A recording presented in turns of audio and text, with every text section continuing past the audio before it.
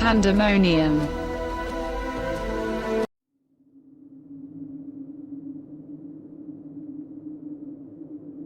Pandemonium is the outer plane of existence that borders the pure chaos of limbo and the chaotic evil of the abyss. Though not often associated with the hells, Pandemonium is chaos tinged with evil, and technically part of the lower planes. The evil in Pandemonium is not so much the malicious cruelty like the Tanari, or the utter subjugation of the Beatazu. It's the evil associated with the complete loss of reason, an evil that stems from paranoia, obsession, and ravening lunacy. Pandemonium is a realm of tunnels snaking through an infinite mass of stone.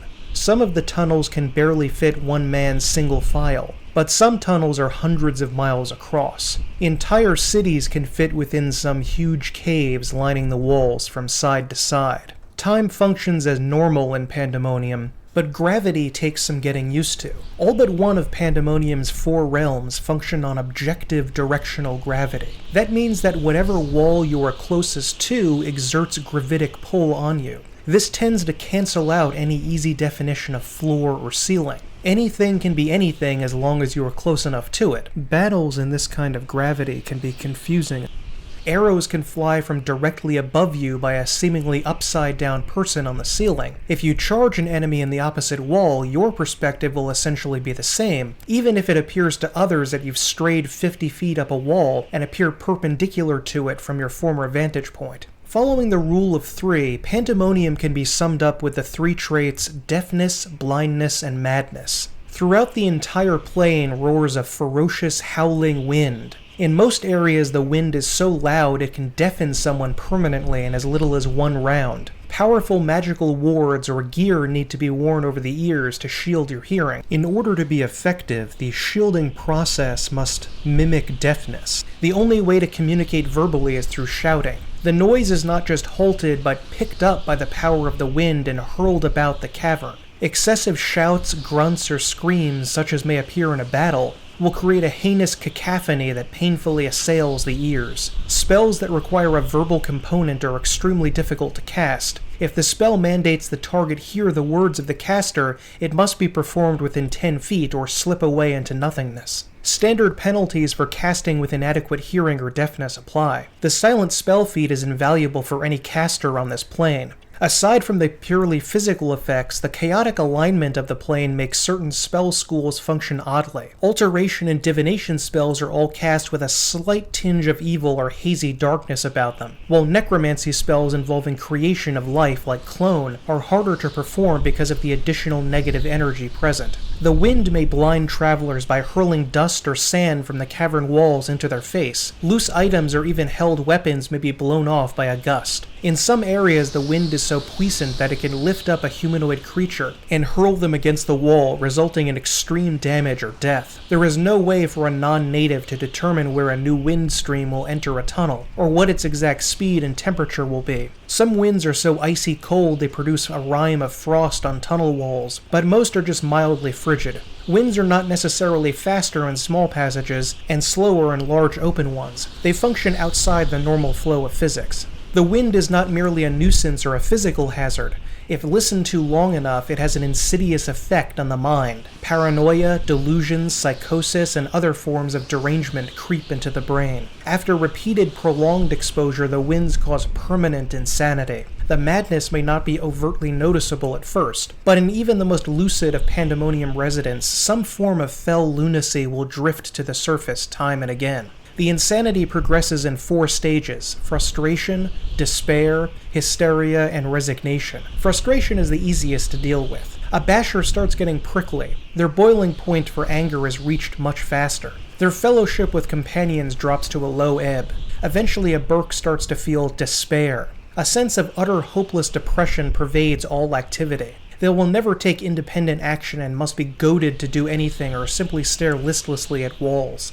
Hysteria is the most dangerous stage. Adventurers will scream at the top of their lungs, plead for mercy from the gods, and threaten anyone they see. Soon they will sink down into a ball and rock back and forth, unable to take any action. Finally, resignation sets in. They have seemingly become accustomed to the winds raging around them and are able to function without seething emotional madness. But they have also acquired a permanent mental disorder. These include, but are not limited to, selective mutism, paranoia, pacing, clawing at arms or legs, hallucinations, and pyromania. Some issues are hilarious, such as dancing mania, which makes funerals a hoot, while others are debilitating, such as fear of blood, which makes almost any battle extremely challenging. Learning to identify and assuage these various forms of madness, both in companions and natives you encounter, is vital to staying safe and alive. In a few merciful areas, the winds slow to a soft, gentle susurrus. Deafness and madness take longer to affect the traveler in these regions. Inhabitants of Pandemonium, if you can get them to speak reasonably for long enough, can show you these paths of least resistance that avoid the most severe winds.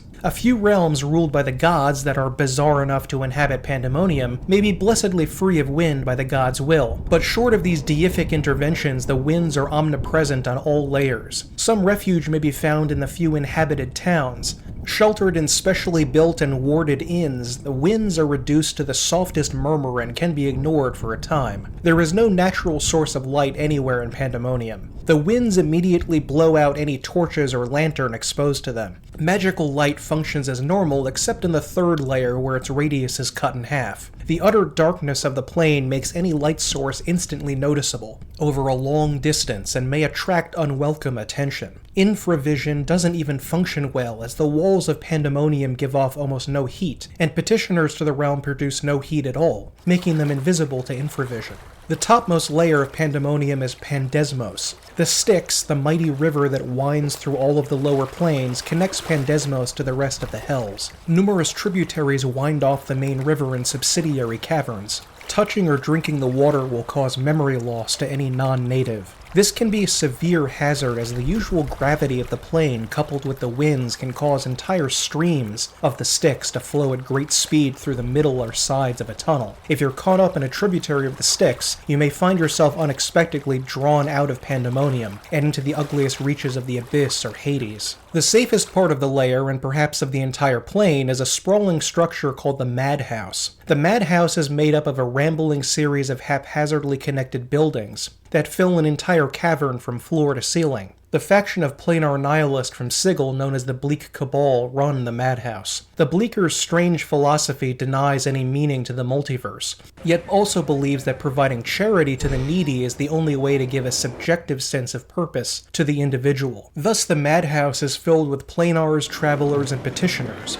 many of whom are seeking some kind of aid in enduring or recovering from the brutal effects of the winds. Visitors will find lodging, food, and other services typical of a large town, though caution and considerable patience must be exercised because all inhabitants are insane to some degree or another. The inner chaos of the plane also bleeds into everything, making it difficult to find any permanency in the Madhouse. An inn might be converted into a warehouse overnight, after you've paid for your room in advance, and merchants are constantly moving in and out of the city, making available merchandise shift rapidly. If you need something you need, buy it, or you may miss your chance. The Bleak Cabal find a kind of symbolic satisfaction in Pandemonium, because the plane seems to confirm their inner beliefs of emptiness, insanity, and brutality being the only constants in the multiverse. The Bleakers seem to be magnetically drawn to the plane, perhaps because it so resembles the inner turmoil raging in their psyches. The official leader of the Madhouse is Maris Warrow, known as the Matron of the Inn, a reference to the old days when the giant citadel was just a lowly way station for travelers. She showed up about 60 years ago of her own accord and took charge of the lawless place. Even though she hadn't been officially sent by the Factol and Sigil, everyone has become used to obeying her commands. The madmen can't be bothered with the energy it takes to engage in politicking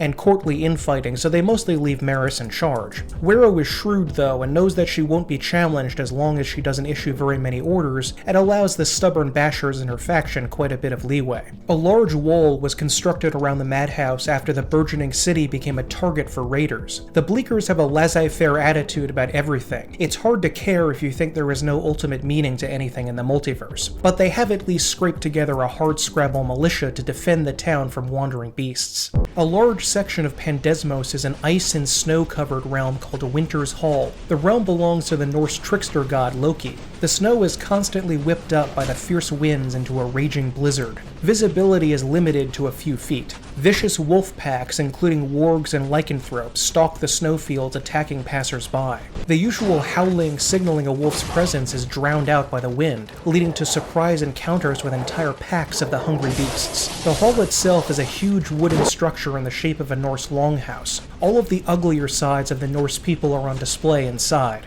Bullying, senseless aggression, and of course drunkenness. The entire realm is infused with the roguish Loki's principle of stealth, theft, and mischief. Lifting other people's goods is expected, but anyone caught in the act will be mercilessly assailed by Loki's frost giant servants. Any stranger that wanders into the hall will immediately be branded a spy for the Aesir and beaten or robbed. Only the incredibly quick-witted or charismatic bards with a tale to tell will be able to avoid a savaging. Claiming to hate the Aesir and holding a grudge against Odin, Frey, or Thor is a good way to make friends in Winter's Hall. Some of the bored ice giant reavers will hire themselves out as mercenaries as long as the pay is good and their employer lets them drink on the job. The leader of the hall in Loki's absence is Ingrid the Serpent-Tongued, a female frost giant known as the Mistress of the Hunt because of her ability to charm any animals into joining her pack of ferocious beasts. Pets, familiars, and animal companions are advised not to be present in her company, as they will be ineluctably drawn to following the giantess's commands.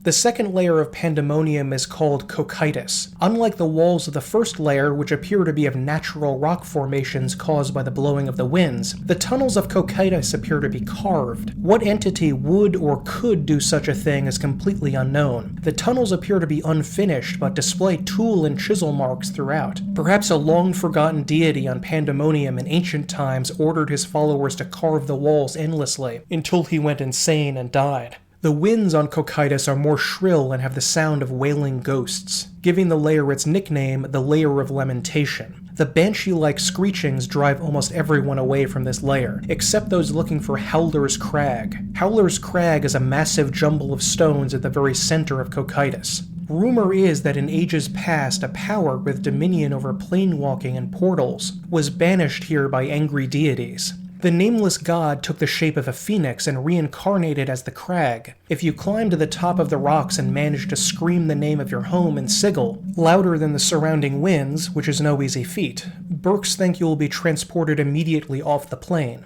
Travelers looking to leave the plane should beware, as it's all a ruse and the crag doesn't lead anybody anywhere except maybe the dead book. The crag is haunted by bandits looking to rob the unwary, and bugbear shamans looking for sacrifices for their bloody-handed deity, Hrugek. The only safe spot on Cocytus is the Laughing Mug, an inn carved deep into the rock of the layer, making it more or less immune to the powers of the winds. The innkeep is a skeletally thin man inexplicably named Fat World, who only speaks in questions. Any attempt to convince patrons of the futility of their mission to escape Pandemonium on Howler's Crag seems doomed by the obsessive madness of the climbers. It's also rumored that a cult worshipping the crag as the reincarnation of their phoenix god has been spotted digging into the endless rock of the layer, looking for the bones of their long-dead deity. The most impressive feature of Cocytus is a massive structure called the Harmonica. The Harmonica is a tower of stone carved with thousands of flute-like holes. The strongest winds of the layer blow through the holes and create a nightmarish sound even worse than the rest of the plane. Much speculation exists about the purpose of this eerie device. Is it an amphitheater designed for demigods to watch mortals below? A massive weapon created to drive anyone or everyone in the multiverse insane? Or perhaps it's the beating heart of the plane itself, pumping the winds into everything around it. An old legend even hints that the device is somehow connected to the mastery of true planewalking. That is, traveling anywhere in the multiverse without the need for a portal. But there are just as many legends about instant disintegration being the only reward for entering the Harmonica. The third layer is known as Phlegethon. The rock on this layer is ebon black and absorbs all light, making travel even more difficult. The layer is unusually cold and unprepared travelers may freeze to death if not careful. giant predatory creatures including wolves as big as buffalo, and the rare native monsters of Pandemonium like howling dragons and Murska are said to wander the caves. The constant dripping water makes the rocks in this layer slimier than elsewhere, and has given rise to massive stalactites and stalagmites. Only one area offers solace in the layer: the city of Windglum. Hundreds of magical globes of light adorn the city's ramshackle houses, providing some welcoming illumination to the inky black layer. The city, which stretches across a large cavern, is inhabited by a group known as the Banished. Their distant ancestors angered a god or powerful creature of some sort and were transported en masse to Pandemonium. Their bloodlines were eternally cursed to remain in the winds of madness. Anyone who was more recently banished to Pandemonium tends to make their way to Windglum and join the other outcasts. The Banished are obsessed with finding a way to leave the plane, but none has yet succeeded. They are a paranoid sort and apt to mistrust any stranger they see. Tricking and robbing new arrivals is a common act for both the Banished and the degraded mercenaries and traders sheltering there. The town does provide some basic services to the traveler who is persuasive enough to earn the trust of the suspicious inhabitants. The city is at least safe from the more predatory creatures stalking the layer's dark corridors looking for victims. The only entrance to Windglum's caverns are 5 tiny openings that are easily fortified and patrolled. Windglum's prickly citizens obey the commands of Lord Wulfrin Stabile, a planar human exiled to Pandemonium by a powerful sorceress he angered by singing a bawdy song about her nighttime activities. Stabile is charismatic enough to earn the respect of his fellow dispossessed who tend to follow his commands in the slim hope it will improve their grim lot in life. The city's fractious inhabitants will work together in common defense in the endless building projects to expand their town. Though myriad in race and origin, the Windglummers see each other as comrades in exile, set against a cruel multiverse. Stabile absurdly believes that he can make Windglum an important town in the multiverse like Sigil. Though this is unlikely to occur, he would be sympathetic towards adventurers promising to rid the nearby tunnels of monsters, in the hopes it will increase trade. A few of the Banished have set up a small sect of like-minded misanthropes called the Exiled. They have a very vague remit of seeking to bring vengeance to those that exiled them, and destroy whatever powers that be that allow such an unfair system to punish them thusly. Being in a chaotic plane, the exiled are far more disunited than the similar inhabitants of Carcerai. The exiled are generally far too individualistic in their desire for personal revenge to have much in common with the Revolutionary League, though they may be persuaded to work together if some common cause of revenge is found. The exiled are even more suspicious of outsiders and may even torture or kill a stranger they believe to be in league with their multifarious enemies. The only place that could be called welcoming is a tavern called the Scaly Dog Inn. It is not advised to mention to the otherwise friendly proprietor that dogs do not in fact have scales, a truth that makes him quite upset. The inn is remarkably peaceful for such a chaotic place, and serves as a gathering point for outsiders to the lair. Phlegethon is also home to the Citadel of Slaughter, the home of the bloodthirsty god Erythnul. Entry into the Citadel is not typically voluntary and almost never conducive to remaining alive for very long. Agathion, the 4th layer of Pandemonium, is one of the most mysterious locations in the plains. Unlike the rest of Pandemonium, Agathion has no connecting tunnels, only huge spheres of empty space. What is within each bubble of air is hotly debated by scholars in Sigil's less reputable houses of learning. Some are known to contain nothing at all, not even air, just being pockets of vacuum. Others are likely the home of creatures so hideous they defy description, and appear to have come from some fevered nightmare in the far realm.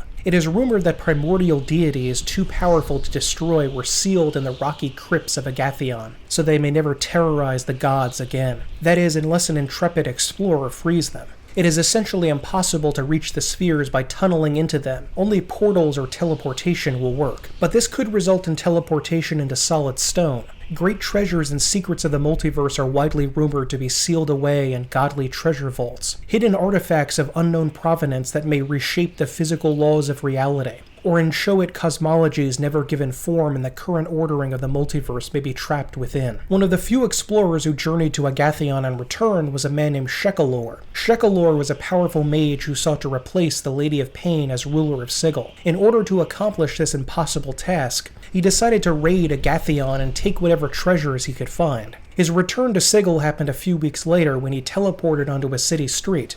In front of a crowd of stunned onlookers, he screamed, "The spiders! The spiders!" before erupting from within in a ball of flame. Few have since returned to Agathion to follow up on his venture. Uniquely among the Outer Planes, Pandemonium has virtually no native inhabitants. Most who live there, mortals or otherwise, are migrants from other lands. Typically, these planar refugees are seeking a place to be as hidden as possible. Slotty from Limbo and Tanari from the Abyss have been known to wander into Pandemonium on occasion. They seek to use it as a bolt hole when they've angered someone so terribly they can't risk remaining in their native lands. Unfortunately for them, anyone, even demons or spawns of chaos, are driven utterly mad by the winds over time. Humans and demi-humans usually cluster in the few towns or inns. They tend to be a barmy lot even before entering the lair. Anyone who voluntarily chooses to reside in Pandemonium is likely a few sandwiches short of a picnic. Once they arrive, the lair's nature turns them into permanent nutters. Bandits, thieves, and adventurers are drawn to the lair in search of treasure or enemies to destroy. The lair's petitioners are a lowly bunch. Many are permanently baffled and wander the plane with an air of hopeless defeat. Some barmies like the Bleak Cabal even claim to be able to study madness itself, as if the secrets of lunacy are waiting to be found in the walls of the plane. Among the few natural creatures is the Howling dragon. These reptilian monsters are yellow-black in color and have two types of potent breath weapon. The first is a cone of sound that does sonic damage, and the other is a howling wind that causes any creature who hears it to suffer an insanity-related effect. Howling dragons are capable of casting a number of wind and insanity-related spells, such as Tasha's hideous laughter, whirlwind, and eventually weird. They must eat organic matter to survive, yet are so deranged a howling dragon will happily eat the undead and even constructs, because they enjoy the sensation of chewing and swallowing prey. Despite their utter madness, howling dragons are highly intelligent and scheming creatures. Another native is the Howler, the keening broodhounds of Pandemonium. A chaotic mess of a creature, it has an ape-like face with ram's horns on its head, a sturdy oxen-like back covered in scales and matted red fur. Its legs are long and terminate in large hands that can grip stone with ease. The Howler's dexterous legs can easily traverse the rocky passages of Pandemonium. Howlers can be tamed and ridden, where horses would likely trip and fall in the caverns. The Howler's name comes from its ability to bay with the same force and effect as the winds of Pandemonium. Though about 8 feet tall and powerfully built, the Howlers tend to be cowardly beasts. They try to strike in packs against isolated enemies lost and confused in the lair's tunnels. Another bizarre hazard of the plains is the Murska. Murska are giant, intelligent insectoids that resemble 8-foot-long Hercules beetles. While they would be a formidable threat even in their insect forms, the Murska has a unique power. They are able to absorb the appearance of their last meal and molt its skin off their bodies, temporarily allowing them to look exactly like the person or creature they just ate. The Murska are able to use this skin stealing to trick the unwary into opening doors or gates, only to be ambushed and killed by the hideous beetle creatures they thought was a dear friend. Some barmy anarchists believe the Murska are reincarnations of dead revolutionaries who were killed while impersonating someone. The Murska do not only absorb the appearance, but also the intellect and even some memories of the creature they killed. It is wise to be absolutely certain who you are talking to, lest you fall prey to these cunning predators. The gods are as likely to shun the Howling Land as much as mortals. Only a scant few deities are known to have a home in Pandemonium. First and deadliest is Erythnul, the god of slaughter. Erythnul is the intermediate deity who presides over the chaotic ecstasy of battle rage. He embodies panic, fury, and merciless violence against anyone for any reason at all. Though any warriors may revere Erythnul, he is more the god of a mad slayer or berserker than an organized soldier. Erythnul's rites are often bloody sacrifices of sentient creatures on gore-stained altars. Interaction with the Lord of Massacres is not recommended for the traveler who wishes to remain alive. Erythnul spends most of his time in a massive gladiatorial arena hacking apart petitioners, prisoners, and anyone else he can stick a halberd into. The Norse god Loki also has a home in Pandemonium. Most of Loki's time is spent in Isgard scheming against his fellow Vanir. But when the trickster god really wants to get up to something truly wicked with no leavening motive, he vanishes into what he calls his hidden realm, a glittering crystal palace on the Layer of Pandesmos. Being on the borders of the truly hellish outer planes, Pandemonium is said to bring out the most viciously evil side of Loki. Evil Einherjar, spirits of dead Norse warriors, serve him in his palace. No one knows what he's plotting there, but a secret portal directly to the heart of Odin's fortress in Isgard is said to exist somewhere within. The realm is likely the storehouse for the various treasures Loki has stolen over the years, though being caught in the act of stealing from the chaos god of the Norse is not likely to end well. Loki is reputed to spend his time on Pandemonium when he has caused particularly furious offense to Odin's court, or when he wishes to plot a spectacularly vicious revenge. Another deity with a realm in Pandemonium is Hrugek, the brutish god of bugbears. In his fortress of Hrugelok, he instructs his army of savages in the finer points of conquest. Hrugek is more prone to a secretive campaign of skullduggery, rather than the open violence of other goblinoid races. That's not to say he's a coward, rather he enjoys a sudden, ferocious skirmish rather than a prolonged battle. In Hrugek's hold, he has impaled the heads of dozens of his most powerful enemies. The heads are cursed to scream cries of mercy endlessly to delight and amuse Hrugek. The heads are of a variety of different races and can be commanded to work terrible magic on a member of that race who opposes the bugbears. Surrounding his fortress are bugbear villages filled with his worshippers and champions. The caverns around these villages are filled with deadly traps and are regularly patrolled by hungry bugbears. Among the most terrible dangers of the plane is the Unseelie court. Located on the third layer of Phlegethon, the court is the antithesis of everything in the world of fairies. The Gudaline Seelie court, ruled by Oberon and Titania, is a magical realm of peaceful forest glades filled with pixies, music, and animals. The Unseelie court is a realm of darkness and horror, stocked with undead and corrupted fairykin like Puck. All of the petitioners and fairies are enslaved to the will of Titania's sister, the Queen of Air and Darkness. She no longer has a corporeal body and manifests instead as a giant cloud of light-swallowing blackness and floats above an ebony throne. Any who venture into the Unseelie court are in extreme danger. If they are weak, they will be killed immediately and brought back as mindless undead. If they are strong enough to work against the hated Seelie court, the queen will enslave them to her will. The Unseelie court is not a community. It is a palace dedicated to the absolute will of the queen and her dark quest to corrupt or exterminate the entirety of the fairy race. Pandemonium is a lonely, haunted plane. What creatures inhabit the Howling land, whether god or mortal, are insane. One may ask, why would a basher ever want to go to Pandemonium? The answer is the same as anywhere else: knowledge. There is wisdom in insanity. So say the miserable bleak cabal anyway. So why not study its home in the outer planes? The goal of meditation is to form some sort of ultimate order of thought and absolute reason. But who says the multiverse is rational? The irrational, the barmy, and the bizarre deserve to be explored as much as the sane. The layer is also the perfect place to hide if you want the multiverse to forget about you, or whatever artifacts you're stashing away. Most dangerous of all is the lowest layer of Agathion, perhaps the most mysterious place in the entire multiverse. It would be the perfect oubliette for a multiverse-destroying entity, beyond the reach of the gods, to emerge and wreak awesome destruction on everything that exists. Pandemonium also provides a deadly environment for adventurers to contend with. Unlike Acheron or the Abyss, where the deadliest threat are native creatures, the most dangerous part of the Howling Land is the land itself. The winds, no matter the protection you take, are perpetually tearing into the sanity of your characters. Perhaps the gods created the shrieking sound to derange any who would attempt to excavate the ineffable primeval gods, locked forever away in the bowels of Agathion. Go to Pandemonium and you may just give the gods the laugh, and steal away some of the most potent treasure in the multiverse. But no matter what you're looking for or what you're running from, there's a reason this is the least traveled of all the outer planes. Even devils, devas, and deities have to beware the madness of the plane, setting root in the soul. You may avoid the dead book if you're canny and lucky, but you may also have your sanity shattered by the ceaseless banshee howls in the endless caverns of Pandemonium.